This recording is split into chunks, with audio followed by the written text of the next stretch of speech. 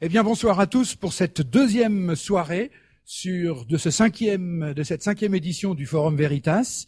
Après Lille, Le Mans, Strasbourg, Nice, c'est enfin le Tour de Paris et j'espère que ça vous réjouit. Ah, quand même. Alors, je vous indique comment va se passer notre soirée.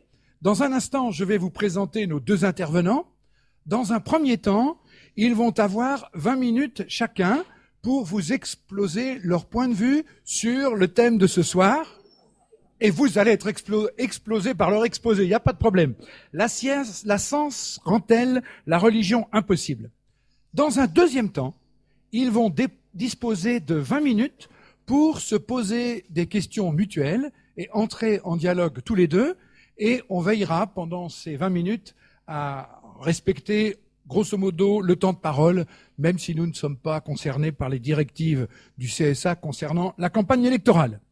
Et dans un troisième temps, c'est vous qui disposerez de temps pour poser vos questions. On aura jusqu'aux alentours de 21h45 pour poser des questions. Mais je définis tout de suite la règle du jeu. La règle du jeu, c'est qu'on va prendre des questions. Pas des commentaires ou des exposés à la suite des exposés faits par nos intervenants. Des questions, des vraies questions. Et je serai un petit peu comme les journalistes le matin sur France Inter. Si vous êtes trop partis dans vos commentaires, je vous dirai votre question s'il vous plaît, votre question s'il vous plaît. Voilà. Alors, ces règles étant dites, je vous présente ce soir Lydia Jäger qui est à ma droite. Lydia Jäger, vous êtes docteur en philosophie des sciences, vous avez suivi des études supérieures de physique et de mathématiques à l'université de Cologne. Vous êtes diplômé de la faculté libre de théologie évangélique de Vaux-sur-Seine. Vous êtes professeure et directrice des études à l'Institut biblique de Nogent. Vous avez obtenu un doctorat de philosophie à la Sorbonne sur les rapports entre convictions religieuses et approche contemporaine des lois de la nature. Vous êtes également membre et fondateur de la Société de philosophie des sciences. Vous avez beaucoup publié et je vais me contenter de citer deux de vos ouvrages. En plus, ils sont là. La science peut-elle être neutre ou, entre autres, ce que les cieux racontent, la science à la lumière de la création. Alors, pardonnez-moi d'avoir été réducteur, mais je pourrais présenter les mêmes excuses à monsieur Étienne Klein, qui lui aussi a beaucoup écrit et beaucoup publié. Étienne Klein, vous êtes professeur des sciences à l'École centrale de Paris et directeur de recherche au CEA. Vous êtes un scientifique. Vous avez commencé par un diplôme d'ingénieur de l'École centrale de Paris, option physique. Ensuite, vous avez obtenu un DEA de physique théorique et un doctorat en philosophie des sciences avec félicitations du jury. J'ai noté l'anecdote. Vous avez entre autres... alors voilà, oui, vous êtes récipiendaire de nombreuses distinctions et il y a un point que je voulais quand même souligner. Vous êtes membre de nombreuses commissions comme par exemple le Conseil scientifique de l'Office parlementaire pour l'évaluation des choix scientifiques et technologiques. Et comme votre contradictrice, vous avez beaucoup écrit Anagramme renversante ou le sens caché du monde en collaboration avec Jacques Perry-Salco et un livre qui va sans doute retenir l'attention ou un titre qui va retenir l'attention des étudiants sportifs, Rugby quantique en collaboration avec Johnny Wilkinson. Et après ça, je me sens dans l'obligation de passer le ballon à Lydia Jäger, puisque nous avons décidé ce soir que par galanterie, c'était le souci de Étienne Klein. D'ailleurs, je précise, il y a un de ses livres qui est ici, Pourquoi je suis devenu chercheur scientifique. Alors, Monsieur Klein a demandé que Ladies First et qu'on commence par Lydia Jäger.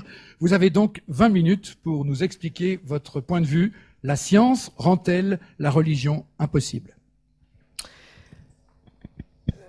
Merci pour votre attention. Donc, la science rend-elle la religion impossible? Peut-être d'abord, déjà, d'où vient cette question? Et donc, j'ai essayé de tracer, de trouver des raisons pour lesquelles certains pourraient penser que la science rend la religion impossible. Et je vous propose 3 raisons. Il y en a certainement d'autres. D'abord, la tension ressentie entre certaines découvertes scientifiques et certaines convictions religieuses. Alors, je précise tout de suite que c'est certaines découvertes et certains croyants, mais je crois que ces tensions ressenties sont à l'origine de cette conviction que la science pourrait rendre la religion impossible. Alors, je ne vais pas m'étaler sur les différentes difficultés, mais peut-être juste nommer les difficultés les plus célèbres.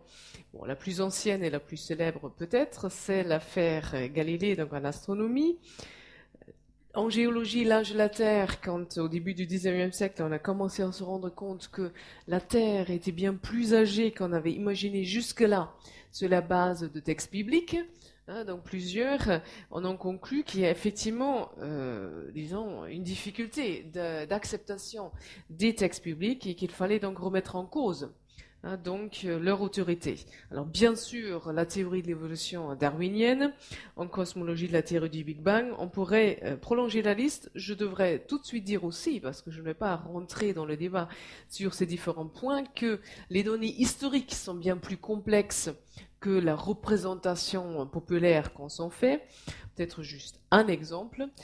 Donc la théorie du Big Bang, en fait, a été proposée par Georges Lemaître, qui était bel et bien un prêtre belge.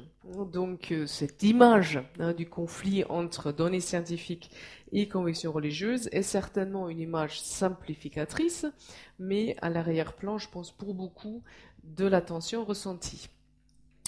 Une deuxième raison, je crois, pour le conflit ressenti est l'invalidation de certains arguments proposés sur la base, d'une certaine compréhension de la science. Alors, l'exemple le plus célèbre, c'est sans doute argument from design. J'hésite toujours sur la bonne façon de traduire ce terme en français, et je vois que d'autres hésitent avec moi, donc je vous donne le titre en anglais. Donc, William Paley, qui avait proposé donc l'idée selon laquelle l'agencement extraordinaire des êtres vivants devait provenir d'un créateur. L'idée en fait que l'horloge donc renvoie à un horloger. Donc bien entendu, cet argument a été mis à mal avec la théorie darwinienne de l'évolution. Mais même si cela effectivement a ébranlé la foi de certains et est souvent vu comme un argument contre la religion, on peut signaler que d'autres arguments pour l'existence de Dieu ne sont pas touchés par ce type de découverte. Un exemple, sans que je puisse l'expliquer, mais les 5 voies de Thomas d'Aquin sont des arguments beaucoup plus métaphysiques, beaucoup plus globaux, qui ne sont pas touchés par telle ou telle découverte scientifique. Par exemple, l'idée que tous les êtres contingents, donc non nécessaires, demandent un fondement nécessaire, et la science ne va jamais changer au statut contingent en fait du monde, et donc par exemple cet argument-là donc n'est pas touché par les découvertes scientifiques.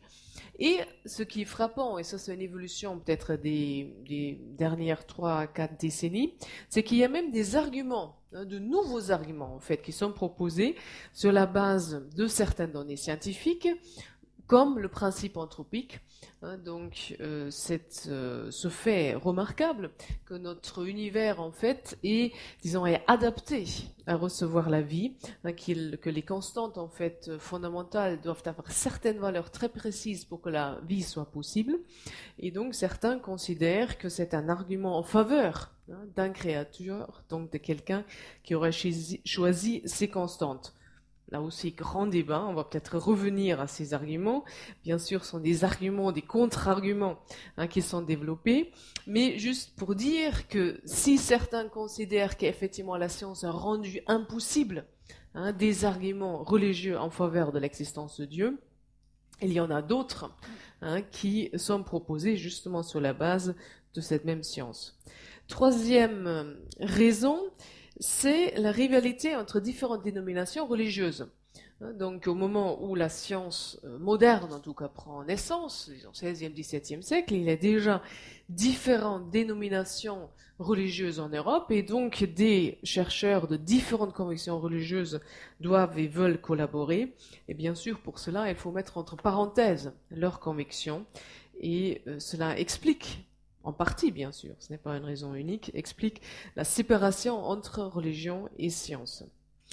Mais si il y a effectivement des éléments donc à un certain conflit, au moins ressentis, représentés, je veux défendre 3 thèses principales, donc en réponse, on pourrait dire, ou en prolongement. D'abord, pas de science sans foi. En fait, ça peut paraître un peu provocateur de dire que la foi est en fait au fondement de la science même.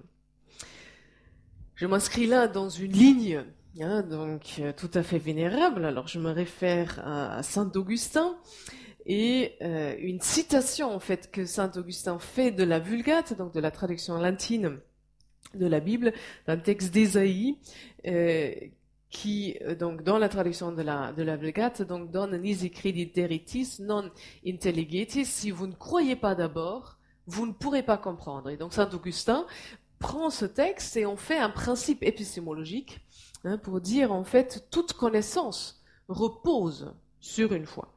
Et d'autres après lui l'ont dit, Anselme de Canterbury, le courant du néo-calvinisme au 19e, début 20e siècle. Mais ce qui est frappant, c'est de voir que la philosophie des sciences, à partir du milieu du 20e siècle, vient finalement à des conceptions assez proches.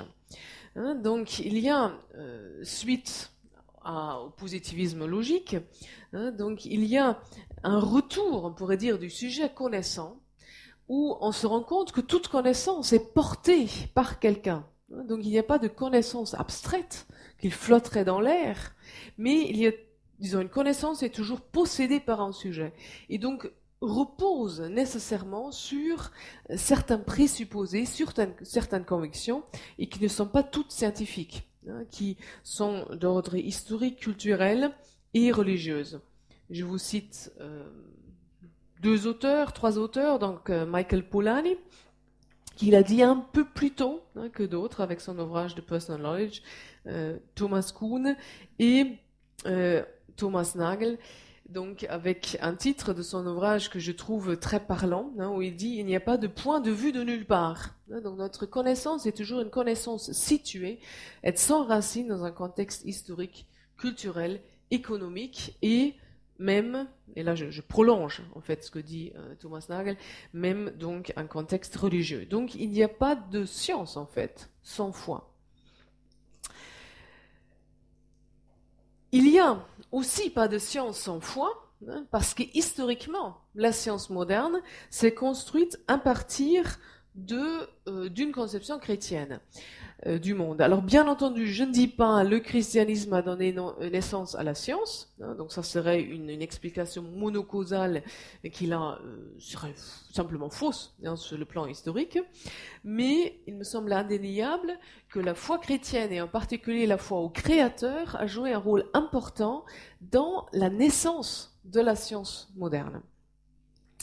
Et plusieurs des présupposés de la démarche scientifique viennent en fait de la conception de création. Par exemple, l'idée qu'il y a un ordre dans la nature et que l'homme peut comprendre au moins partiellement cet ordre, que cela vaut la peine d'étudier le monde matériel parce qu'il est issu de la création. Tout cela sont des présupposés qui reposaient historiquement sur la conception de création. Alors je vais juste le montrer par rapport à un élément, c'est le fait qu'il faut faire des expériences pour connaître la nature. C'est un trait spécifique de la science moderne, donc de la science telle que nous la connaissons, on pourrait dire à partir de Galilée, en gros à partir du XVIIe siècle, c'est le rôle stratégique des expériences. Et on voit en fait que ce rôle stratégique des expériences repose sur l'idée de création. C'est parce que le monde n'est pas nécessaire, mais contingent, qu'il provient d'un acte libre du Créateur, que nous ne pouvons pas simplement raisonner sur le monde, que nous devons aller voir comment Dieu a créé le monde. Nous ne pouvons pas simplement nous asseoir et réfléchir et penser qu'avec notre raison seule, d'explorer le monde. Et pour montrer qu'il y a bien et bien un lien historique à cela, deux citations. Donc une première citation qui vient de la préface de l'ouvrage maîtresse de Newton, donc les Principia, où Roger Coates, mais qui porte parole de la conception newtonienne, donc dit ceci: les lois de la nature montrent vraiment beaucoup de traces de la plus brillante ingéniosité, mais aucun nombre de nécessités. Nous ne devons donc pas chercher à les connaître par des conjectures incertaines, mais nous devons les apprendre par des observations et les expériences. Parce que le monde n'est pas nécessaire, mais provient d'un acte libre du Créateur, nous devons faire des expériences. Et Newton dit à peu près la même chose dans un manuscrit non publié. Le monde aurait pu être différent de ce qu'il est. Ce n'est donc pas par une détermination nécessaire, mais par une détermination volontaire et libre qu'il en est ainsi. Et il en découle donc la nécessité de faire des expériences. Donc pas de science sans foi, parce que la science demande un fondement de foi. La foi se trouve au début historique de la science moderne, et un point supplémentaire, la foi assigne à la science sa juste place. Parce que on pourrait dire, bon, très bien, on a eu besoin de la foi au début, donc pour lancer cette aventure, mais une fois que la science est lancée, on n'a plus besoin de la foi. C'est vrai d'une certaine façon, parce qu'autrement, comment comprendre que des chercheurs de convictions religieuses très différentes puissent collaborer? C'est un fait tout à fait remarquable, et dans un monde déchiré par des conflits idéologiques et religieux, par moments on peut peut-être reprendre un peu d'espoir aussi, quand on voit la communauté scientifique qui collabore au-delà des frontières, et qui collabore d'ailleurs assez souvent par pur idéalisme, sans intérêt économique, etc. Donc c'est quand même une très belle aventure humaine, aussi sous cet angle. Mais donc sans remettre en cause on pourrait dire cet écuménisme scientifique, je voudrais quand même défendre l'idée que la foi reste nécessaire au bon exercice ou à la bonne compréhension de la science, et cela à double titre. D'abord, la foi assigne à la science sa juste place, parce qu'elle fait plus facilement ressortir certaines limites de la science. Alors c'est vrai que ce sont des limites que des non-croyants peuvent aussi reconnaître, mais on peut constater qu'il y a comme une tendance à absolutiser la science si on perd l'enracinement dans la foi. Alors les limites de la science, je ne veux pas du tout prêcher l'obscurantisme, mais simplement souligner qu'il y a effectivement des domaines dans lesquels la méthode scientifique se montre inadaptée. Par exemple, les relations impersonnelles. Donc, la science a beaucoup de choses à dire sur les relations interpersonnelles, mais elle ne peut pas tout dire à ce sujet. Alors, prenons une relation interpersonnelle bien spécifique, le sentiment amoureux. Bien sûr, la science peut dire beaucoup de choses là-dessus. Donc, on peut étudier le soubassement hormonal, on peut mener des enquêtes, peut-être même sociologiques, si on veut élargir donc au-delà des sciences dures. Mais c'est pas parce qu'on aurait compris tout le soubassement hormonal, tout ce qui se passe dans le corps, quand on est amoureux, qu'on a compris ce que c'est d'être amoureux, ou qu'on vit qu'on vit cet état, et encore moins qu'on pourrait se passer finalement de cette expérience. Alors que ce qui paraît tout à fait, ridicule par rapport à cette expérience personnelle, assez souvent est impliqué par rapport à la foi. Vous avez peut-être vu ces titres de journaux où on dit qu'on a finalement trouvé Dieu dans le cerveau parce que simplement on a pu étudier, donc partiellement on a pu étudier ce qui se passait dans le cerveau au moment d'une expérience religieuse. Cela ne veut pas dire qu'elle n'a pas, que l'expérience religieuse ne renvoie pas à quelque chose de réel et qu'elle n'aurait pas d'intérêt. Parce qu'il y a quelque chose qui dépasse en fait la description scientifique dans la rencontre interpersonnelle. Justement, je ne peux pas adopter l'attitude de l'expérimentateur si je m'engage dans une vraie relation d'amitié ou d'amour. l'éthique. La science décrit ce qui est, mais l'éthique demande ce qui doit être. Et donc les normes, l'éthique ne découle pas de la science. Donc là aussi, il y a une limite de principe que rencontre la science. On pourrait dire la même chose de l'expérience esthétique, où là aussi, la science rencontre une limite. Elle peut dire certaines choses sur la beauté, mais elle ne peut pas vraiment capter ce que c'est d'expérimenter un tableau beau ou un paysage beau. Donc il y a des limites de la science que beaucoup reconnaissent sans référence à la foi, mais il me semble que c'est plus facile à reconnaître quand on se place dans une perspective de foi, et cela protège contre un certain impérialisme de la science. Mais un point supplémentaire, donc la foi n'assigne pas seulement à la science sa juste place, donc en montrant les limites de la science, mais elle permet en fait d'articuler les différentes régions du savoir. Et je veux juste le montrer par rapport aux relations interpersonnelles. On pourrait le montrer pour les autres domaines aussi, mais je me limiterai à cela. Donc, le succès indéniable des sciences a amené plus d'un à considérer que celles-ci fournissent le paradigme de toute connaissance. Mais dans la vision biblique, la rencontre personnelle constitue un élément tout à fait essentiel de la réalité. Parce que le monde est créé par un Dieu personnel.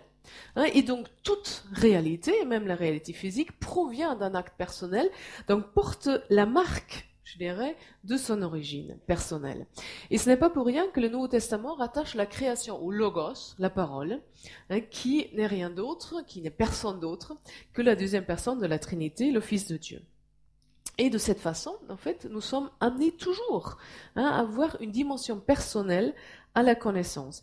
Et cela permet justement d'articuler la rencontre personnelle et le savoir scientifique. Ce ne sont pas deux domaines qui sont l'un à côté de l'autre, sans rapport l'un avec l'autre, mais on peut les articuler. Parce qu'en fait, aucune connaissance humaine n'est totalement impersonnelle. Mais le degré de caractère personnel varie suivant, on pourrait dire, la proximité peut-être avec le cœur, avec le centre de la réalité. Donc, quand on explore la matière inanimée, donc il y a une dimension personnelle, le chercheur est pleinement impliqué en tant que personne dans ses recherches, même physiques ou chimiques, mais sa participation est certainement moins poussée que dans la rencontre personnelle, par exemple. Donc, il y a en fait une articulation possible entre ces deux domaines du savoir, donc la rencontre personnelle et la recherche scientifique. Ils sont en fait, on pourrait dire, des extrêmes sur un continuum. Et donc finalement, cela nous permet de voir en fait comment la science s'articule avec les autres domaines du savoir. Donc la foi nous permet cette articulation. Donc il ne s'agit pas de dire, voilà, donc là il y a des lacunes, quelque chose que la science ne peut pas faire, et donc on essaye d'aller dans ces lacunes et dire, voilà, donc là il y a une place pour Dieu. Non, mais c'est plutôt que la foi se trouve, on pourrait dire, à l'arrière-plan, au fondement de la science. Elle permet de l'articuler avec les autres domaines de l'expérience humaine. Et donc voici, si j'ose dire, quelques traces du divin dans la nature, qui en indiquent l'ouverture à une intelligence transcendante. Quelques aspects auxquels le monde, tel que décrit par la science moderne, proclame la gloire du Créateur.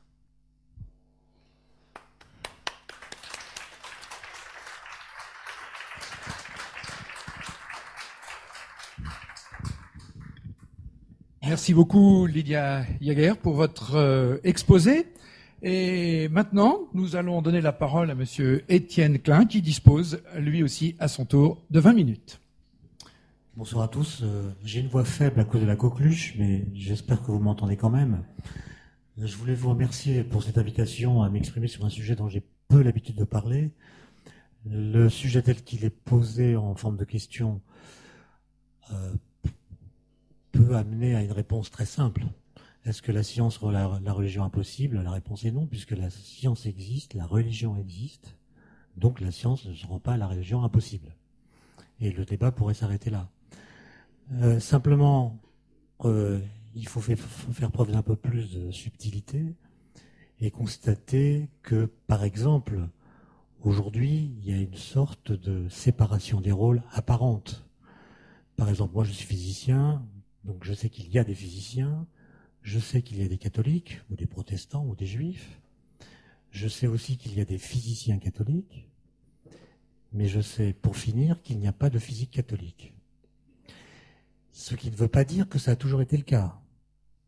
Je pense que à l'époque de Galilée, il y avait une physique catholique, qui était d'ailleurs mal définie, puisque la physique moderne a justement été mise sur pied par Galilée. Donc l'opposition qu'on projette rétrospectivement à l'époque de Galilée entre la science et la religion est victime d'une rétroprojection abusive, dans le sens où, du temps de Galilée, la notion même de science, au sens moderne du mot, n'était pas définie. Bon. Simplement, et ça a été dit par Lydia Jaeger à l'instant, il y a effectivement une séparation aujourd'hui entre la connaissance et les valeurs. C'est-à-dire le fait de savoir ce qui est ne permet pas de déterminer ce qui doit être. Et donc, on admet que la science nous permet de décrire l'univers ou des parties de l'univers à partir d'un acte de foi, mais qui n'est pas la foi religieuse. La foi du scientifique, c'est l'idée que le monde est compréhensible en partie, qu'il est en partie intelligible. C'est plutôt un postulat qu'un acte de foi, d'ailleurs. On pourra peut-être en rediscuter, mais il me semble que cette séparation que nous faisons entre la connaissance et les valeurs est en grande partie vraie, mais elle n'est pas complètement vraie, au sens où on peut produire des connaissances qui viennent bouleverser le champ des valeurs. Et je pense que, par exemple, la physique du XXe siècle a produit toutes sortes de résultats, qui soient expérimentaux ou théoriques, qui correspondent à ce qu'un philosophe qui s'appelle Maurice Merleau-Ponty appelait des découvertes philosophiques négatives. Ça veut dire que ce sont des résultats qui ne viennent pas détrôner la philosophie ou la théologie, mais qui, à propos de questions philosophiques, viennent apporter des arguments qui viennent éclairer ou contraindre l'ensemble des réponses philosophiques possibles qu'on peut apporter à ces questions. Et donc, à ce titre-là, certaines connaissances déplacent ou modifient le champ des valeurs. Par exemple, vous pouvez dire, la question du temps a été traitée par saint Augustin, très bien, dans le livre 11 des Confessions, mais depuis saint Augustin, il y a eu Galilée, Newton, Einstein, qui ont travaillé sur la nature du temps. Est-ce qu'on peut continuer à réciter du Saint-Augustin, ou du Kant, ou du Heidegger, sans regarder ce que, positivement, on a pu comprendre de la nature du temps? Et donc cette séparation ne doit jamais être considérée comme étanche, parce que c'est justement à l'endroit de cette séparation que la pensée s'agite. Ensuite, si vous savez, ou plutôt si vous croyez que l'univers a 6000 ans, et que l'homme y est apparu en même temps que le reste, vous allez former une posture dans votre relation au monde qui ne sera pas du tout la même que si vous savez que l'univers a plus que 13 milliards d'années et que l'homme n'y est apparu qu'à la toute fin. Autrement dit, il y a des connaissances scientifiques qui viennent bouleverser votre rapport au monde. D'accord. Donc il y a des connaissances scientifiques qui viennent bouleverser vos représentations et, par voie indirecte, le champ de vos valeurs. Donc cette séparation entre science et valeurs, moi je ne la radicaliserai pas. Et je pense qu'en la radicalisant trop, on perd des occasions de penser. Voilà.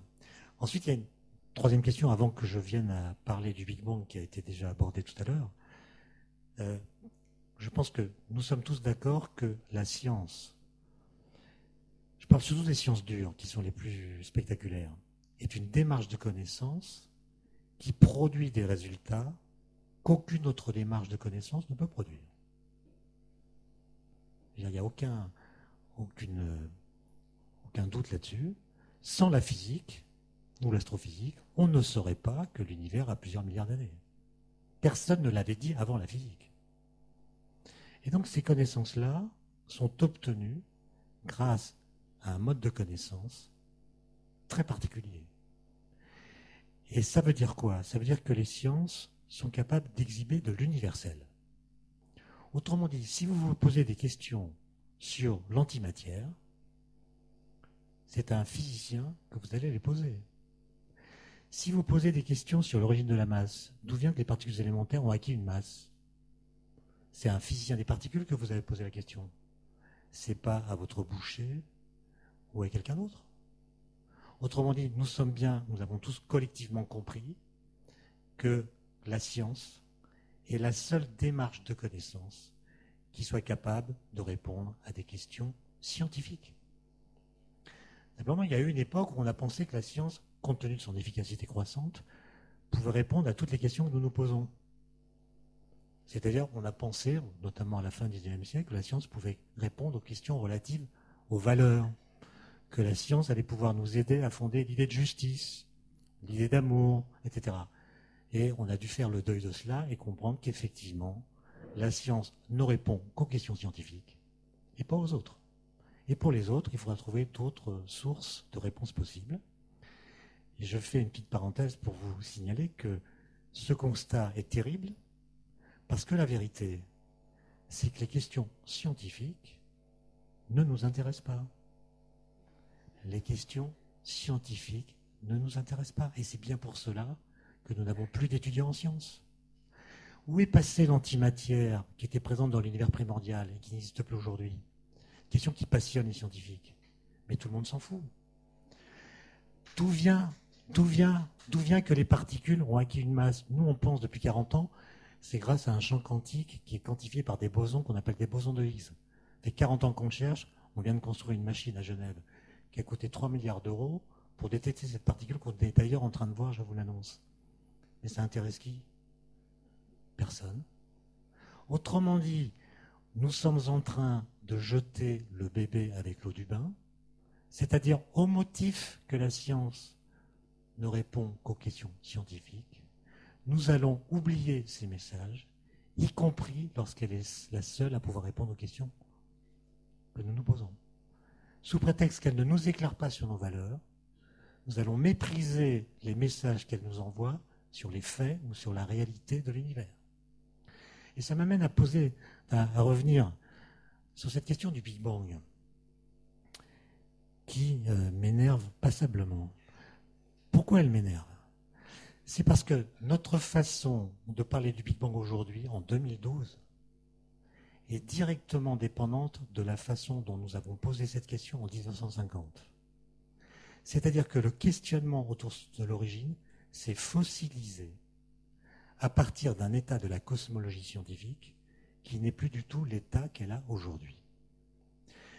Vous avez peut-être entendu parler de cette rencontre qui a eu lieu au Vatican entre Jean-Paul II et Stephen Hawking en 1992, à une époque où l'un et l'autre pouvaient encore parler. Et on raconte, je ne sais pas si l'anecdote est vraie, que l'entretien s'est terminé de la façon suivante. Jean-Paul II a dit à Stephen Hawking, l'astrophysicien, « Monsieur l'astrophysicien, nous sommes bien d'accord. Ce qu'il y a après le Big Bang, c'est pour vous. Ce qu'il y a avant, c'est pour nous. » Une sorte, si vous voulez, de séparation des rôles entre l'immanent et le transcendant, entre la science et la religion. À la science, l'immanence, à la religion, la transcendance. Et évidemment, cette anecdote, qu'elle soit vraie ou pas, peu importe, montre l'état de l'incompréhension et surtout la désinvolture langagière et philosophique avec laquelle nous interrogeons la question de l'origine. Une espèce de naïveté incroyable qui est partagée par les religieux et par les scientifiques à ce sujet. Qu'est-ce qu'on appelle l'origine? Et je parle de l'origine de l'univers, pas l'origine de quelque chose dans l'univers. Je ne parle pas de l'origine des étoiles ou de l'origine des atomes. Je parle de l'origine de l'univers lui-même. Et les philosophes, pour le coup, nous ont beaucoup aidés en distinguant deux significations radicalement différentes du mot origine. Première définition possible, l'origine est la source de tout ce qui existe. Elle correspond à la cause antérieure à toutes les autres, au-delà de laquelle, ou en amont de laquelle, remonter n'a plus de sens. Donc l'origine, c'est ce en deçà de quoi il n'est pas possible de remonter. Et donc il s'agit en l'occurrence d'une origine qui est chronologiquement première, qui est absolument créatrice, et qui est par essence, ou par nature si vous préférez, distincte de tout ce qu'elle a produit et précédé, et qui renvoie à une réalité autonome, absolue, en un mot, transcendante. Cette idée-là d'origine, c'est l'idée qu'il y a une entité transcendante, cause première, qui a produit l'univers qui lui a succédé. Mais il y a une deuxième définition. Cette deuxième définition, c'est une définition qui fait de l'origine non pas la cause efficace et historiquement première, mais le fondement logiquement premier de tout ce qui existe.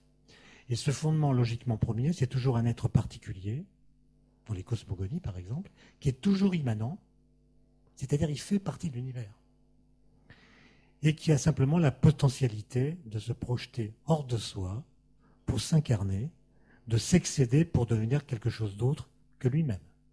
Donc vous avez deux définitions de l'origine, une origine cause première, chronologiquement antérieure à tout ce qui existe, et puis un fondement logiquement premier. C'est abstrait ce que je vous dis, mais on va utiliser ce distinguo pour parler de la question de l'origine du langage, par exemple. Si vous considérez que le mot origine, c'est la cause première, alors, si vous vous intéressez à l'origine du langage, vous essaierez de trouver la forme qu'a pu prendre le premier langage, c'est-à-dire celui qui est l'ancêtre des 6000 langues qui existent aujourd'hui. Quelle est la première langue? Mais vous pouvez poser la question de l'origine du langage d'une autre façon et vous demander de situer ou d'identifier le contexte dans lequel se dessine chez les êtres humains la faculté de langage. Qu'est-ce qu'il faut dans une société pour que le langage apparaisse? Et vous voyez que ces deux définitions du mot origine, en l'occurrence, ne recouvrent pas du tout le même type de recherche.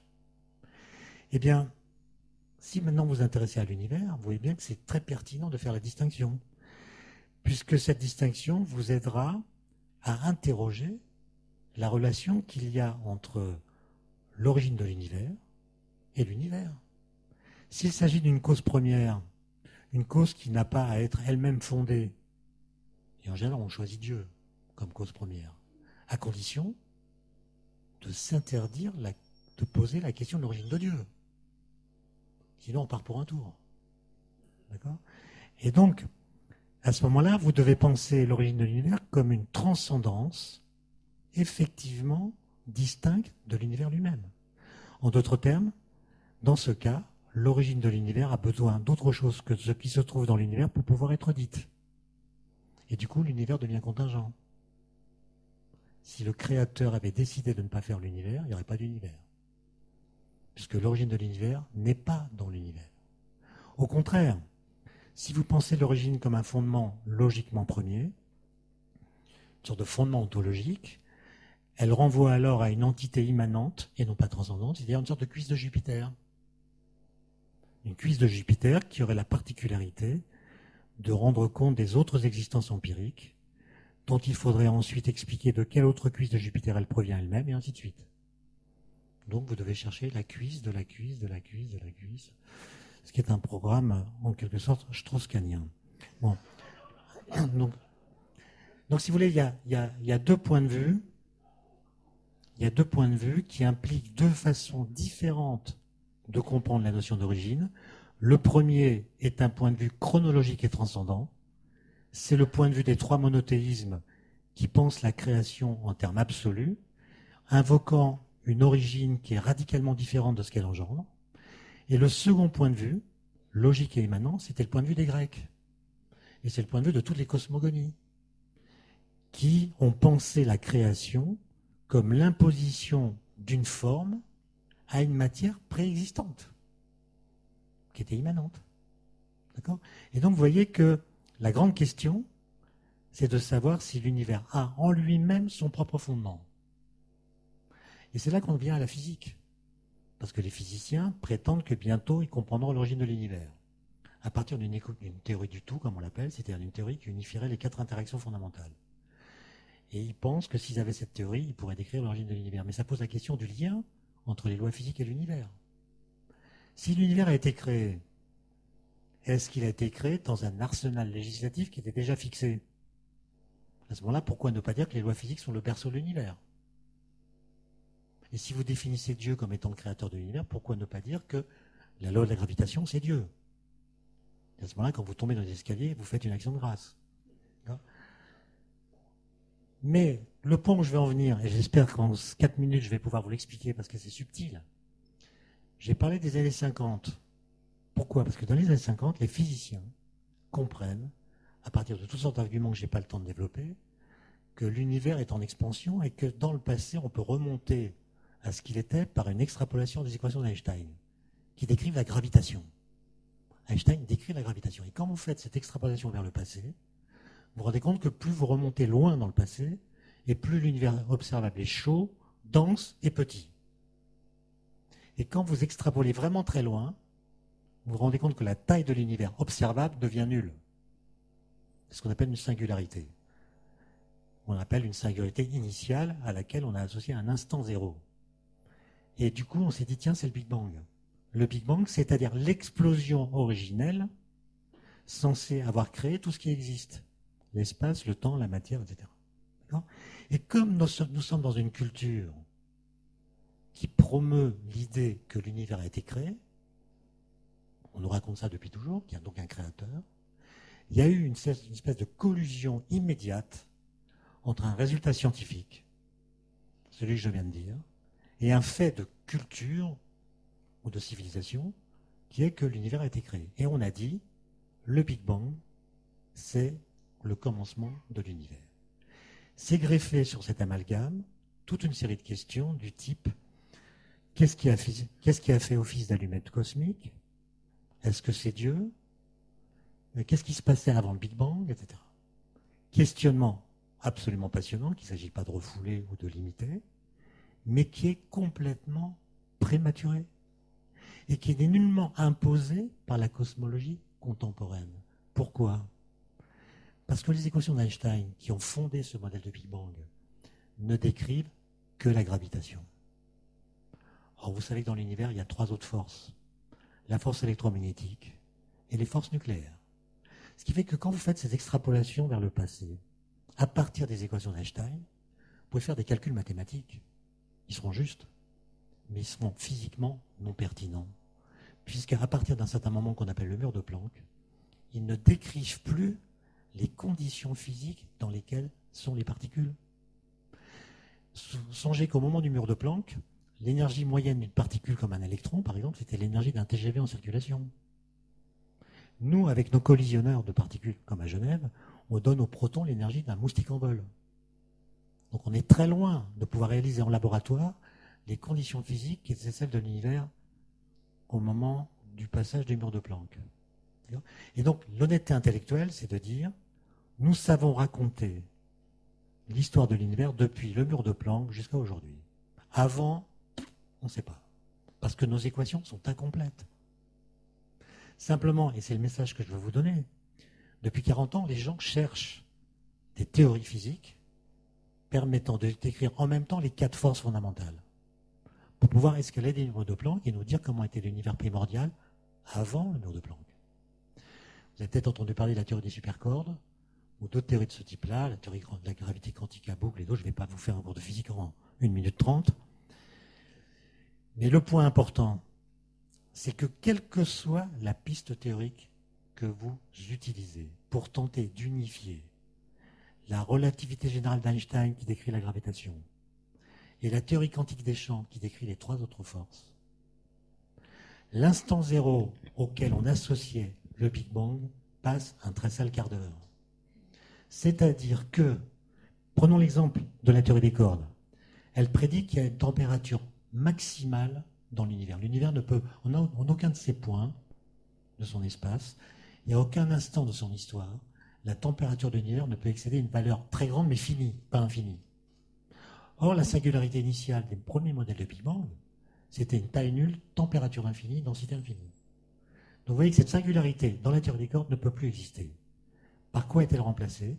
par l'idée qu'il y avait avant un univers en contraction, dont la densité augmente, la température augmente, jusqu'à atteindre la température maximale autorisée par les théories, auquel cas l'univers ne peut plus se contracter, et avant d'atteindre une taille nulle, il rebondit sur lui-même. Et ce qu'on appelle le Big Bang, dans ce cadre-là, ça n'est plus une explosion originelle, c'est une transition de phase entre un univers d'avant et notre univers en expansion. Et le point remarquable, dont je m'étonne que personne n'en parle, c'est que quelle que soit la piste théorique que vous suivez, vous aboutissez à la même conclusion, à savoir qu'il n'y a pas de preuve scientifique que l'univers a une origine. Et il n'y a pas non plus de preuve scientifique qu'il n'en a pas eu. Donc la question de l'origine est une question ouverte. Et donc c'est pas la peine de se bagarrer entre scientifiques et religieux pour essayer de prendre le pouvoir sur les esprits en disant qu'est-ce qui est à l'origine de l'univers, à condition évidemment de prendre le mot origine dans un sens radical. Ce que j'appelle l'origine de l'univers, c'est la transition entre l'absence de toute chose et l'apparition d'une première chose. Si vous me dites que l'origine de l'univers c'est ceci ou cela, je vous demanderai quelle est l'origine de ceci ou de cela. Et donc, je déplacerai la question de l'origine. Donc, nous ne savons pas, et personne ne sait, si l'univers physique a été précédé ou non par du néant. Merci beaucoup. Merci beaucoup.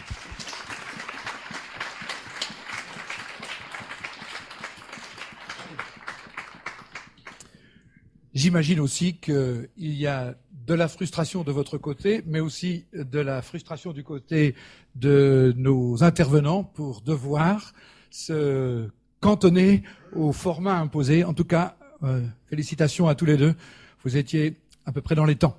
Alors maintenant, ils vont avoir 20 minutes pour s'interroger mutuellement sur les réflexions que leurs exposés ont pu leur susciter. Alors je ne sais pas par qui on veut commencer. Est-ce que Lydia Heger, vous aimeriez, puisque Monsieur Étienne Klein vient de terminer, vous aimeriez rebondir sur ce qu'il a dit? C'est vous qui voulez commencer cette fois-ci?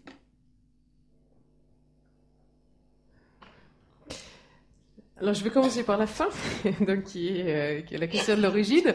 Peut-être pour juste prolonger les anecdotes, mais je crois là c'est pas une anecdote. Quand Georges Lemaître, donc j'ai parlé donc de Georges Lemaître, donc qui est avec disons un autre astrophysicien russe, c'est-à-dire les deux sont un peu disputés pour savoir qui était le premier à avoir eu l'idée du Big Bang. Même on ne parlait pas encore de Big Bang à ce moment-là, mais en tout cas de l'idée, alors comment faut-il dire, d'une explosion initiale.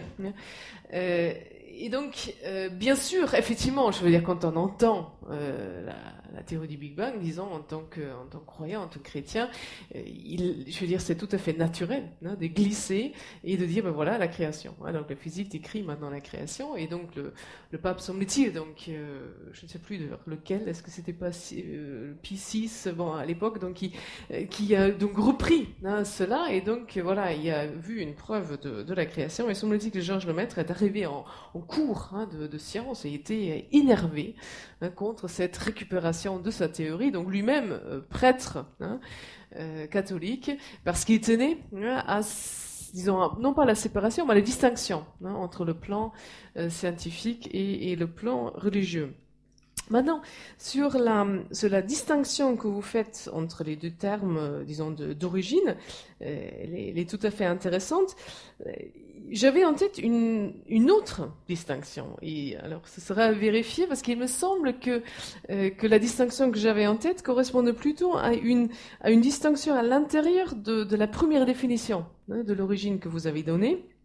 Donc la source de tout ce qui existe, mais qui, dans la définition, alors si j'ai bien suivi, est en même temps cause première au sens chronologique du terme. Et il me semble intéressant à noter que Thomas d'Aquin, justement, distingue la question de la création du monde de l'origine historique. Même s'il dit donc le dogme, donc lui il va parler du dogme de l'Église, donc on lit les deux, il y a quand même, disons, un sens dans lequel même un monde éternel peut être un monde créé.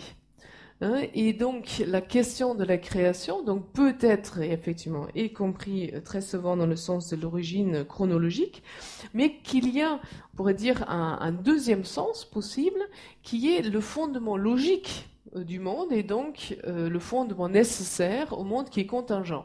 Et donc même un monde nécessaire pour Thomas d'Aquin a besoin d'un disons même un monde éternel, pardon, a besoin d'un monde non, je me mélange, je reprends. Donc même un monde éternel a besoin d'un fondement nécessaire sous condition que ce monde soit contingent. Alors pour expliquer, disons là je prends un exemple.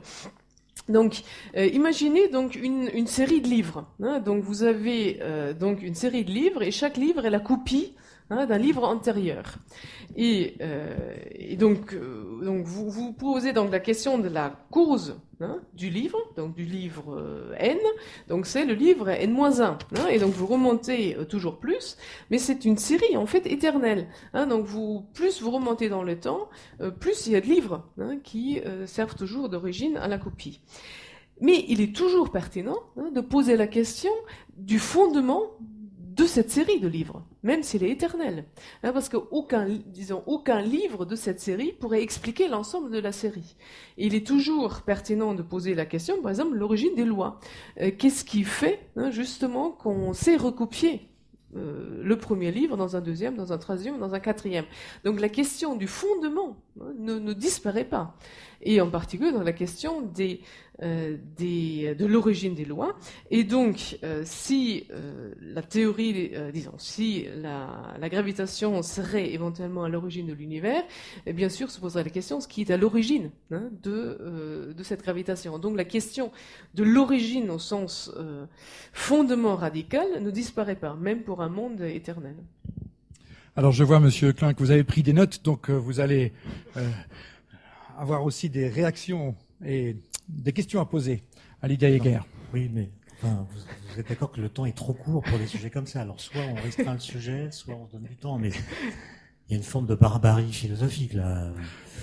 Oui, et c'est moi l'exécuteur. Non, mais ce qui m'intéresse, moi, c'est de constater que tout le monde parle de l'origine et personne ne l'a dit jamais. Et qu'en réalité, il y a une impossibilité de parler de l'origine de l'univers. Mais cette impossibilité est complètement refoulée. Et au lieu de nous faire taire, l'origine nous rend bavards. Et en fait, il y a des tas de gens qui nous expliquent ce qu'a été l'origine de l'univers. Les Bogdanov, Stephen Hawking et d'autres. Et on les écoute en pensant que peut-être eux ont des lumières sur la question, comme s'ils en avaient été témoins et revenaient de l'origine de l'univers par la dernière navette spatiale. Donc, moi, c'est ça qui m'agace, si vous voulez. Je pense que l'origine de l'univers, ça n'est pas une énigme, ça n'est pas un problème. Sous-entendu, il y a une solution qu'on pourrait trouver. C'est un mystère. C'est-à-dire, personne ne saura jamais si l'univers a une origine ou pas. On nous dit que la question de l'origine de l'univers est une question universelle, que toutes les civilisations sont posées. Mais c'est complètement faux. Les Chinois ne s'intéressent pas à l'origine de l'univers, puisque pour eux, il y a toujours eu de l'être. Ce qu'ils décrivent, ce sont des process. Nous avons un langage qui est ontologique, qui nomme des choses. Nous nommons des choses. Et dès lors que nous comprenons que l'univers a une histoire, nous nous posons la question de l'origine de ces choses. Mais c'est parce que notre langage est ontologique. On peut tout à fait imaginer qu'il y a toujours eu de l'être. Il y a toujours eu quelque chose. De sorte que la question de l'origine est non pas déplacée en l'occurrence, mais elle est néantisée. Ça, c'est la première remarque. La deuxième chose, c'est, vous avez parlé du principe anthropique.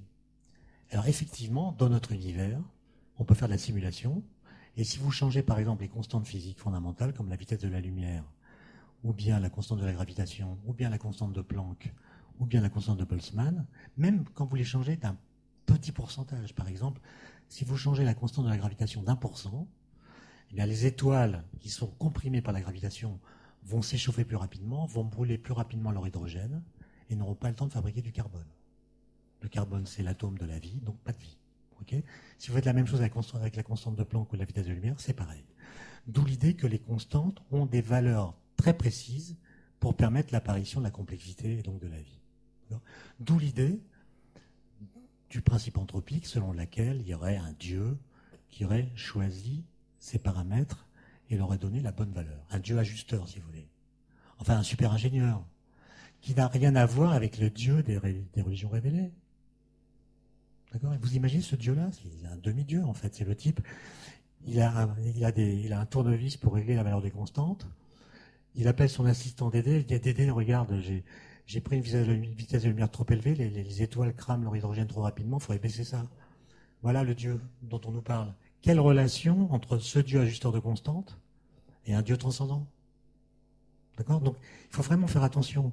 Troisième chose, alors concentrons-nous sur la question de l'origine. D'ailleurs, l'origine, vous savez, c'est l'anagramme de religion, donc c'est quand même un lieu de concurrence ou de conflit entre les deux. Mais ce que je veux vous dire, c'est que même si on arrivait à établir par un moyen quelconque que l'univers a eu vraiment une origine, nous serions incapables de la dire. Pourquoi? Parce que toutes nos explications se posent sur un mode causal. Donc je peux imaginer, par exemple, qu'on a compris qu'il y a une telle origine, il y a eu du néant, il y avait du néant, et le néant s'est transformé, ou le non-être, s'est transformé en être. Ça veut dire que vous allez placer dans le néant quelque chose qui permet de comprendre comment du néant peut cesser d'être du néant. Mais un néant qui peut cesser d'être du néant, c'est déjà quelque chose que le néant ne peut pas être. Donc si vous voulez, il y a des sortes de contradictions logiques qui font que l'idée même d'origine de l'univers est un impensable. Je pourrais argumenter encore plus là-dessus parce que une telle transition qui fait passer du non-être à l'être, c'est donc un changement. Quelque chose qui change. Quelque chose qui s'est changé brutalement. Brutalement est un mot ambigu, puisque s'il y a du néant, il n'y a pas de temps, et quand il n'y a pas de temps, le mot brutalement ne veut pas dire grand-chose. Mais vous voyez que, comment est-ce que nous disons le changement dans nos langues usuelles? Les Grecs avaient remarqué qu'il y a une contradiction entre le changement et l'identité. C'est-à-dire, si vous dites qu'une chose ou un être change, par définition, c'est qu'il cesse d'être identique à lui-même. Et s'il demeure identique à lui-même, c'est qu'il n'a pas changé. Donc il y a une contradiction entre l'identité de soi à soi et le changement, qui a divisé les Grecs entre Parménide et Héraclite. Je ne vous refais pas toute l'histoire. Comment est-ce que nous, on a résolu cette contradiction? On l'a résolu par un truc de langage qui est quand même très bizarroïde. Quand je dis, par exemple, qu'une feuille qui était jaune, qui était verte en été sur un arbre, est devenue jaune à l'automne, je dis la feuille a changé. Mais non, elle n'a pas changé, c'est la même feuille. Autrement dit, je pense ce changement non pas comme un remplacement, c'est pas la feuille verte qui a été remplacée physiquement par une feuille jaune, c'est la même feuille qui a simplement changé de couleur. Autrement dit, quand nous disons qu'une chose ou un être a changé, le sujet du verbe changer, X, est précisément ce qui ne change pas quand je dis que X change. C'est tordu, non? Donc les magazines l'ont bien compris. Tous les mois, on nous explique à la une des magazines, est-ce que tel homme politique a changé? À chaque fois, on dit oui, il a changé de femme, il dit plus les mêmes choses, etc. Mais en fait, non, c'est toujours le même, le naturel revient au galop, etc. Donc ils jouent sur cette dialectique en permanence. Il y en a un qui l'avait bien compris, c'était Giscard d'Estaing, qui parlait de changement dans la continuité.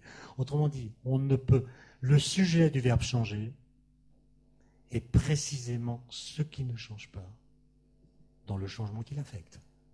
D'accord ? Donc je reviens à la question de l'origine. Pour expliquer comment le néant peut devenir quelque chose, il faut que dans ce changement, quelque chose ne change pas. Expliquez-moi ce qui, dans le néant, pourrait ne pas changer. Lydia Jaeger. Pour le principe anthropique, alors c'est un argument très délicat à manier. Donc, parce qu'évidemment, si les constantes fondamentales n'avaient pas la valeur qu'elles ont, nous ne saurions même pas pour nous poser des questions sur le principe anthropique. Donc certains disent, bon, c'est tout à fait trivial de faire ce constat. Je pense que ce n'est pas tout à fait trivial, en tout cas, mais effectivement, cela, disons, pose la question si notre existence a un sens ou non. Donc, si c'est un fait comme un autre, bon, à ce moment, le principe anthropique, je pense, disparaît.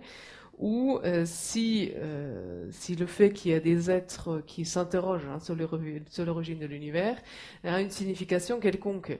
Et dans ce deuxième cas, je pense que le principe anthropique dit quelque chose, mais il faut le dire, donc il y a déjà un présupposé derrière et qui est fondamentalement un présupposé de foi, on pourrait dire. Alors, donc le demi-dieu que permet le principe anthropique à avoir dans vos formulations, donc effectivement, quel rapport avec le Dieu révélé? Alors bien sûr, ce n'est pas le Dieu des religions révélées, mais on pourrait dire c'est peut-être une sous-catégorie ou une sous-description. Donc s'il y a un Dieu tel que le montre la révélation biblique en particulier, ce Dieu-là serait bien entendu aussi capable de choisir les constantes fondamentales. Alors il a fait bien plus que cela, mais il aurait au moins fait cela. Mais c'est vrai, pour moi, c'est pas une preuve de l'existence de Dieu, mais c'est comme un poteau indicateur, comme quelque chose qui nous interroge et qui nous dit, tiens, il y a quelque chose quand même au cœur même de notre démarche scientifique. Aujourd'hui, on s'y attendait pas. Tout d'un coup, je veux dire, on découvre un résultat qui montre, en tout cas, qu'il y a un lien entre même des données scientifiques assez fondamentales qui n'intéressent personne et finalement notre propre existence. Il y a quand même certains qui s'y intéressent, me semble-t-il. Mais alors, sur la question de l'origine. Même si le monde avait une origine, il sera impossible de la dire, impossible à la dire, effectivement, en langage scientifique. Là, je pense que c'est juste. Mais je n'en conclurai pas que ça serait impossible tout court, ou que cela est impossible tout court. Mais effectivement, on serait peut-être davantage dans le registre du mystère que de l'énigme à résoudre. Donc là, je vous rejoindrai. Sur la question du changement, disons, du passage du néant à l'être, en tout cas en ce qui concerne la doctrine de la création ex nihilo à partir de rien, je pense que c'est il ne faut pas justement comprendre cette doctrine comme affirmant que le néant serait changé en quelque chose qui existe sur la base de ce qu'est le néant. Donc la création ex nihilo, c'est l'affirmation que la création de Dieu c'est faite à partir de rien, mais non pas à partir du néant. Alors effectivement, quand on l'entend, on entend création ex nihilo, création à partir de rien, donc comme si le rien serait tout d'un coup la matière qui aurait existé depuis toujours. Non, le néant, c'est rien. C'est une autre façon pour affirmer la création comme un acte libre, justement qui ne repose pas sur quelque chose qui lui aurait précédé. Cela dit, je reviens donc pour dire que même pour un monde éternel, la question de la création se pose. Donc la question du fondement nécessaire sur lequel ce monde repose. Un commentaire ? Moi, je suis d'accord sur le fait que la seule grande question de l'ADN, c'est pourquoi y a-t-il de l'être ? Pourquoi y a-t-il quelque chose plutôt que rien ? Mais on peut aussi choisir de ne pas se poser la question. Et simplement... Vous dites, on pourrait la dire autrement, on pourrait dire ce mystère autrement, mais je ne vois pas comment on peut dire un mystère autrement qu'en disant que c'est un mystère. C'est-à-dire, on ne peut pas l'élucider. L'idée de néant, c'est ce que disait Bergson, l'idée de néant est une idée destructrice d'elle-même. Au sens où dès que vous pensez au néant, vous faites un effort, vous faites de la méditation, ou je ne sais quel autre type de démarche, et vous allez essayer de vous imaginer ce qu'est le néant. Et vous verrez que quelle que soit la voie que vous aurez choisie pour l'atteindre, vous en ferez quelque chose. En pensant à lui, vous l'ontologisez, c'est-à-dire vous le transformez en quelque chose qu'il ne peut pas être puisqu'il est néant. Autrement dit, penser le rien n'est jamais penser à rien. Quand vous pensez le rien, vous pensez quelque chose qui n'est jamais le rien. C'est pour ça que c'est une idée, comme disait Bergson, qui est destructrice d'elle-même. Et à chaque fois qu'on parle de l'origine, on attribue au rien toutes sortes de propriétés qu'il ne peut pas avoir. Autrement dit, on est constamment en train de décaler le problème d'un cran, et ce décalage se répète à l'infini. C'est-à-dire, parler de l'origine, c'est se soumettre à une régression à l'infini. Sauf à considérer qu'on peut interrompre cette régression en posant une cause première, qui n'a pas elle-même à être fondée comme étant l'effet d'une autre cause, mais c'est un choix qu'on pourra qualifier d'arbitraire et que vous ne pourrez pas défendre avec des arguments. C'est pour ça que la foi, ce qui m'a un peu gêné dans votre exposé liminaire, c'était que vous la présentiez comme quelque chose d'utile, mais peut-être même de nécessaire. Et je ne crois pas. Je pense que la foi, c'est une grâce. C'est-à-dire, soit on l'a, soit on l'a pas. Mais on ne peut pas l'avoir à l'issue d'un raisonnement. On ne peut pas avoir la foi à l'issue d'un raisonnement rationnel, disons, qui nous porterait à penser que la foi est inéluctable. Elle tombe sur des gens et elle ne tombe pas sur d'autres gens. Et ceux qui sont convertis ne le sont jamais à l'issue d'un argument. Moi, j'ai jamais rencontré de physiciens qui renoncent à leur foi quand ils en ont une sous prétexte que la science a fait telle ou telle découverte. Et je ne connais pas de gens qui aient été convertis à la foi par un argument scientifique. Tout simplement parce que les textes religieux dont nous parlons ce soir, la Bible et autres, sont des textes scientifiquement libertaires. À part sur l'âge de l'univers peut-être, et sur la rotation de la Terre, mais sur tous les autres sujets, ils sont libertaires. Est-ce qu'il y a une intrication entre l'espace et le temps, comme le dit la théorie de la relativité? Que dit la Bible là-dessus? Rien. Est-ce que la matière est structurée en atomes? Que dit la Bible là-dessus? Rien. Si vous avez un Dieu qui vous explique que la matière est faite d'atomes, ou plutôt, si vous avez un Dieu qui vous explique que la matière n'est pas faite d'atomes, le jour où nous on découvre les atomes, il y a un petit problème. Mais en l'occurrence, Dieu, sur la structure physique de l'univers, n'a rien dit. Donc les conflits n'apparaissent que quand on touche à des questions comme celles qu'on a évoquées, qui sont des questions métaphysiques. La question de l'origine de l'univers en fait partie.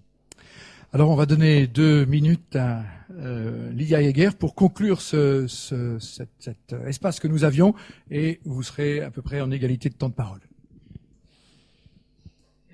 Alors, je vais peut-être utiliser ces 2 minutes, non pas pour parler moi-même, pour vous lire une citation de Dennis Stone que j'aime beaucoup, justement sur cette question, au fond, s'il faut ou non s'interroger sur l'origine de l'univers, finalement sur le fait même de l'existence de l'univers. Et c'est un commentaire qu'il fait sur un débat. Bon, à l'époque, il y avait opposé un penseur jésuite et Bernard Russell, justement sur la question donc de la question de savoir s'il faut s'interroger sur l'existence de l'univers. Et voici ce que dit Dennis Stone. Qu'est-ce qui est mis en jeu entre les théistes et l'athée? On pourrait dire entre les croyants et l'athée. Les débats portent sur la légitimité d'une certaine sorte de question et le fait de savoir si l'on peut à bon droit poser a priori des limites à une capacité qui est, comme le dit Aristote, potentiellement infinie. Donc une capacité, donc l'intelligence humaine. De ce fait, ajoute Thomas d'Aquin, celle-ci ne sera pas satisfaite. Elle n'éprouvera pas le contentement qui arrête le questionnement, même par un objet infini. À nier cela, on nie Dieu à coup sûr et l'on obtient l'athéisme d'un seul coup. Mais en niant la légitimité de la question, on refuse également à l'intellect sa nature. Alors c'est peut-être un peu compliqué. Il redit les choses dans une phrase beaucoup plus simple. Pour être athée, il est seulement suffisant de trouver que l'existence du monde doit être un fait ennuyeux à mourir. Donc, effectivement, je peux ne pas poser ces questions. Et d'ailleurs, il me semble juste de rappeler que la science ne répond pas à ces questions. Et qu'aujourd'hui, effectivement, nous ne savons pas scientifiquement si le monde a une origine ou non. Mais cela n'enlève pas. D'ailleurs, j'ai envie de dire, c'est peut-être même sans rapport. Ou en tout cas, avec un rapport assez éloigné de la question de savoir si le monde nécessite ou non un fondement nécessaire. Alors, on est à peu près à égalité de temps de parole, mais je vais quand même, vous voulez absolument rajouter quelque chose. Je suis d'accord avec cet argument, mais je suis encore plus d'accord avec la remarque de Wittgenstein, qui se demande, comme moi, pourquoi il y a un tel surinvestissement de la question de l'origine. Wittgenstein se demande pourquoi on considère que le miracle, c'est que l'univers a été créé, et non pas plutôt que c'est le fait que l'univers dure. L'univers dure. Et il faut autant de puissance miraculeuse pour que l'univers dure que pour le créer. Et donc la question de l'origine bénéficie d'une surcote philosophique que j'invite à abaisser provisoirement pour la soirée. Alors, c'est pas ni vous ni moi qui allons décider de ça, ce sont les étudiants qui sont là, puisque ça va maintenant être à vous de poser vos questions. Un micro va circuler parmi vous. peut-être deux, on verra si on arrive à se débrouiller avec un seul micro, Monsieur Klein et moi. Je vous rappelle la règle du jeu. Vous ne faites pas d'exposé, vous posez une vraie question, aussi concise que possible, et vous précisez auquel des deux orateurs vous destinez votre question. Alors, vous levez les mains et on va tâcher de prendre vos questions au fur et à mesure de votre manifestation. Alors, première question. Voilà, ici.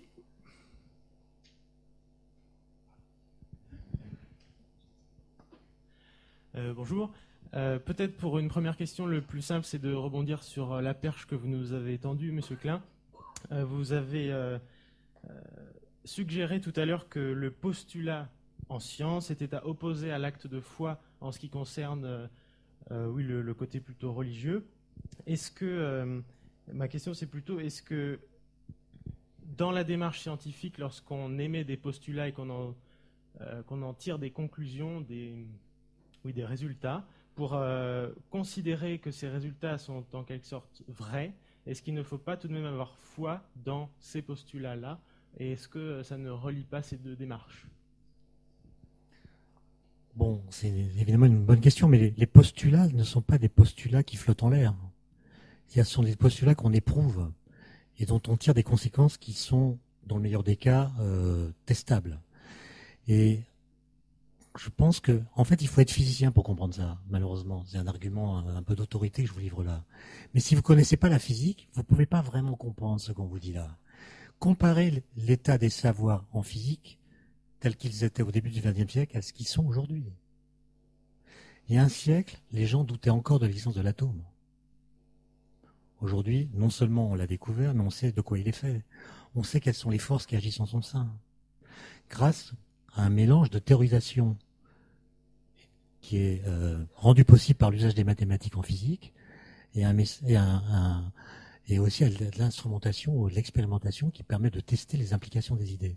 Mais là où je vous dis que ces postulats ne sont pas si arbitraires qu'on pourrait le penser, c'est que les mathématiques en physique sont l'équivalent d'un treuil ontologique, c'est-à-dire qu'on a pu prédire au XXe siècle l'existence de nouvelles sortes d'objets physiques à partir d'arguments mathématiques. C'est quand même pas rien, ça. Einstein, en 1905, dit, pour expliquer tel phénomène, il doit exister dans la lumière des quantas qu'on appelle des photons. On a découvert le photon. Un peu plus tard, quelqu'un dit, pour comprendre la cohésion de l'atome ou du noyau, il faut imaginer que dedans, il y a des particules neutres qui ont la même masse que le proton. C'est devenu le neutron, on l'a découvert en 1932. Et puis on a découvert le neutrino, prédit par Pauli. On a découvert l'antimatière, prédite par Dirac. Vous imaginez? À partir d'arguments mathématiques, vous bricolez une équation et vous dites pour que cette équation soit cohérente, consistante, qu'elle respecte la causalité, c'est-à-dire qu'elle interdise les voyages dans le temps, il faut qu'il existe, à parité avec les autres particules, des antiparticules de même masse et de charge opposée. Vous écrivez ça dans votre article en 1928. Et en 1932, il y a un type qui fait des mesures d'enrayonnement cosmique et qui voit la particule en question, l'antiparticule de l'électron, le positron. C'est des postulats qui, peut-être au départ, reposent sur un acte de foi. Dirac croyait à la causalité, au principe de causalité. Il l'a inséré dans ses équations. Ça lui a permis de prédire l'existence de nouvelles sortes d'objets physiques qui existent. Donc vous pouvez dire, tout ça c'est des illusions, peut-être que l'antiparticule n'existe pas vraiment, c'est une projection, c'est une illusion. Vous avez le droit. Vous pouvez même dire que l'atome n'existe pas. C'est un produit culturel qui a été fabriqué par le fait qu'on a financé les chercheurs qui le cherchaient. Ok ? Donc vous avez le droit de douter de l'existence de l'atome. Mais si vous doutez de l'existence de l'atome, doutez encore plus de l'existence de votre voisine de palier lorsque vous la croisez dans l'ascenseur. C'est-à-dire, la preuve de l'existence de l'atome est une preuve maximale. Il n'existe pas de choses dans l'univers dont on puisse davantage prouver l'existence que celle de l'atome. Merci. Une autre question? Je ne sais pas quelle était la... Vas-y.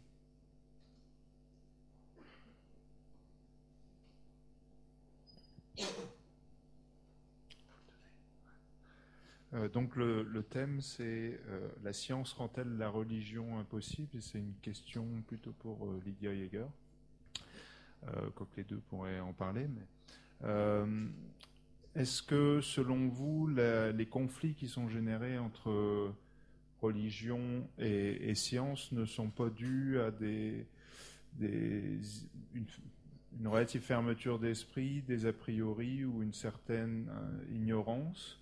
Donc les exemples cités que j'ai vus, par exemple le Big Bang qui a beaucoup excité le milieu religieux, en fait ça postule qu'il y a eu un commencement dans l'univers, or dans la Genèse est marqué au commencement Dieu créa. Concernant Darwin, est-ce que Dieu et Darwin sont opposés? On sait qu'on a le génome à peu près très comparable d'un singe, mais manifestement on a différents achèvements. Vous précisez votre question, qu'elle puisse vous répondre? Ah bah, elle a été posée. D'accord, alors on va laisser Lydia Jaeger y répondre. Merci. Oui, effectivement, je pense qu'il y a une grande part de ces conflits ressentis qui sont liés à des a priori ou à une certaine attachement peut-être à des lectures, on pourrait dire, littéralistes ou fermées. Maintenant, j'ai envie de dire des deux côtés. Donc c'est pas que les méchants croyants religieux qui résistent à la science, c'est parfois aussi l'inverse. Donc, alors, d'ailleurs, est-ce que ce sont les scientifiques ou les vulgarisateurs de la science, les journalistes scientifiques qui prétendent que la science donc explique tout, a tout vu, etc. Mais en tout cas, donc on trouve, je pense, cette fermeture d'esprit aussi du côté de certains adeptes, en tout cas de la science, qui donc à cause d'une certaine attitude impérialiste, effectivement, empêche une interaction fructueuse. Maintenant, je pense en même temps que ces conflits ou ces zones de tension sont aussi ou peuvent être des zones fructueuses et de réflexion. Alors, je fais partie donc du réseau des scientifiques évangéliques et nous avons eu 2 journées d'études sur, alors d'abord une première sur la théorie de l'évolution, une deuxième sur l'origine de l'humanité, et donc une réflexion riche, alors contradictoire, disons certaines tensions, je pense qui existent quand même entre certaines représentations religieuses et certaines représentations scientifiques, mais justement ce sont des zones à explorer. Où les différentes perspectives peuvent nous enrichir. Alors, une question là-bas et je vois que... voilà. Oui. Ma question serait pour M. Klein. Selon la physique, y a-t-il des signes qui prouvent le processus de la vieillesse de l'univers qu'on a aujourd'hui? Si oui, est-ce que c'est vrai, il y aura fin du monde ou non, selon la physique ou la science en général? Monsieur Klein. Vous savez que c'est toujours dangereux de me donner le micro, parce que... Non, juste sur ce que vous avez dit là. Vous avez parlé des adeptes de la science. C'est quoi ça, un adepte de la science? C'est l'idée qu'on pourrait choisir de considérer que l'atome existe ou pas. Non, ce sont des faits qui s'imposent à vous, je vous l'ai dit. Ce sont des faits qui s'imposent à vous, qui n'épuisent pas la totalité des savoirs et qui n'épuisent pas toutes les questions que nous nous posons. Mais il n'y a pas d'adepte de la science, ça n'a pas de sens. On va répondre à la question. Alors je réponds à la question du monsieur. Oui, en fait, on sait... La question de l'histoire de l'univers est une vieille question. Si vous voulez, on a tendance à dire que c'est Einstein en 1915 qui fait sa théorie de la gravitation, plus ensuite des observations astronomiques faites par Hubble qui, mises ensemble, ont abouti au constat que l'univers est en expansion. Donc il a une histoire, il est de plus en plus froid, ça veut dire que dans le passé il était plus chaud, et on a de multiples preuves de ce truc-là. Et d'ailleurs, nous pensons que les lois physiques, et quand je parle des lois physiques, je parle des vraies lois physiques, pas les lois de la physique, les lois physiques, celles qui sont dans l'univers, sont des lois qui n'évoluent pas à mesure que l'univers évolue. De sorte que, dans le passé, les conditions physiques dans l'univers étaient très différentes de ce qu'elles sont aujourd'hui. C'est pour ça qu'on demande au public de nous donner un peu d'argent pour construire des colliseurs de particules. Ces collisions de particules recréent dans un petit volume, pendant un temps très court, les conditions physiques de l'univers primordial. Donc très forte densité, très forte température. Et comme les lois physiques de l'univers primordial étaient les mêmes qu'aujourd'hui, nous voyons dans le présent les phénomènes physiques qui se passaient dans le passé. D'accord ? Et on a comme ça une preuve du fait que l'univers a évolué. En tout cas, ses conditions physiques ont évolué.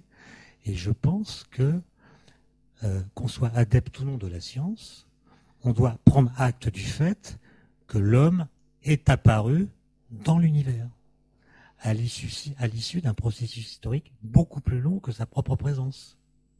D'accord ? Donc l'homme est le résultat d'une évolution.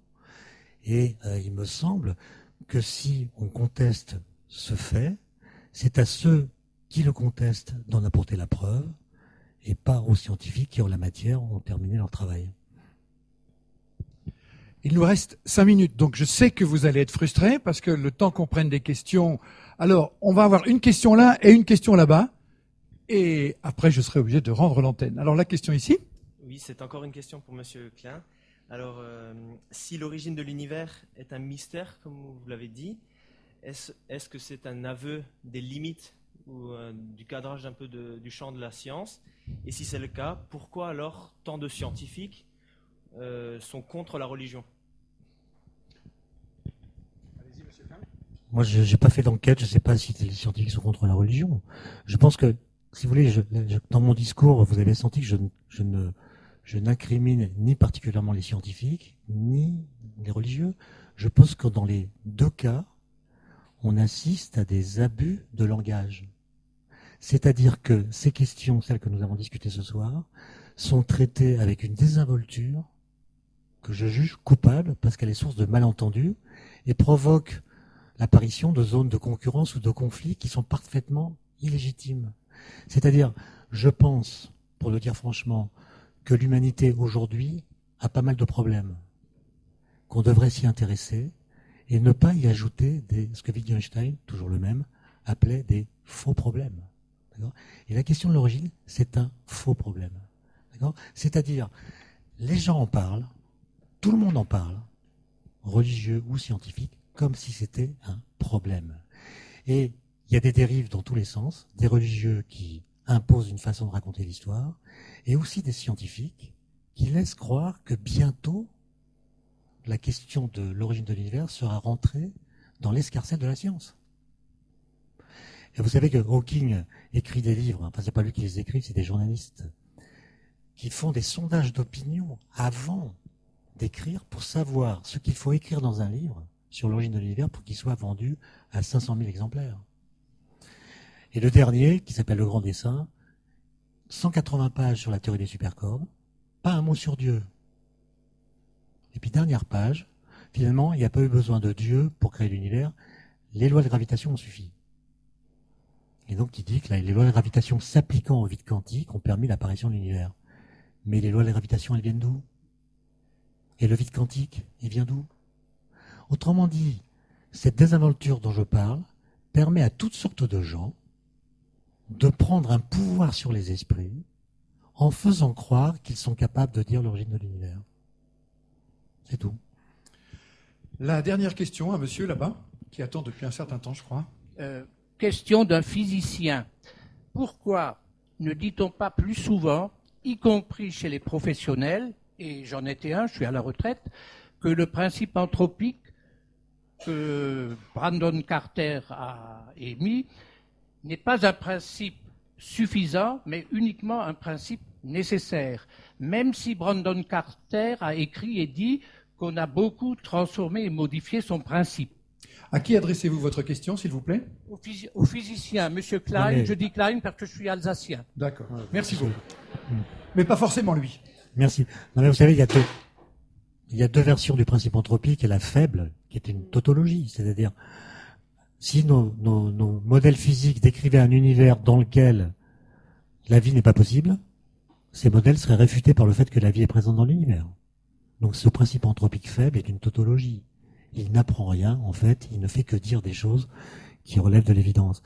Mais il y a des gens qui ont formulé à partir des travaux de Carter un principe anthropique fort, qui ont transformé le fait que l'homme existe en un projet qui était initialement conçu au moment du réglage des constantes. Mais on va pas faire un débat sur le principe en trop vite, parce que là encore, c'est prématuré. Vous savez qu'on a deux questions à résoudre en cosmologie, qui sont abyssales. Première question, celle de la matière noire. Deuxième question, celle de l'énergie noire. Donc, avant de conclure et de faire des plans sur la comète, réglons le problème de la matière noire et celui de l'énergie noire. Et ensuite, on pourra deviser. Mais, vous savez que la théorie des cordes, quand on l'applique à l'univers, à la description de l'univers, et surtout quand on intègre le mécanisme de l'inflation primordiale que vous connaissez puisque vous êtes physicien, l'inflation non pas au sens de Rachida Dati, je le précise, on arrive à l'idée que la théorie des cordes ne décrit pas notre univers, mais décrit l'ensemble de tous les univers possibles. C'est l'hypothèse des multivers. Et dans ce cas-là, tous les univers existent avec des constantes physiques différentes, et nous saurions, dans l'univers, qui a les constantes permettant l'apparition de la vie. D'accord ? Donc soit on est le résultat d'un projet, soit on a eu du bol. Voilà, je pense que vous serez d'accord avec moi pour remercier et féliciter nos intervenants.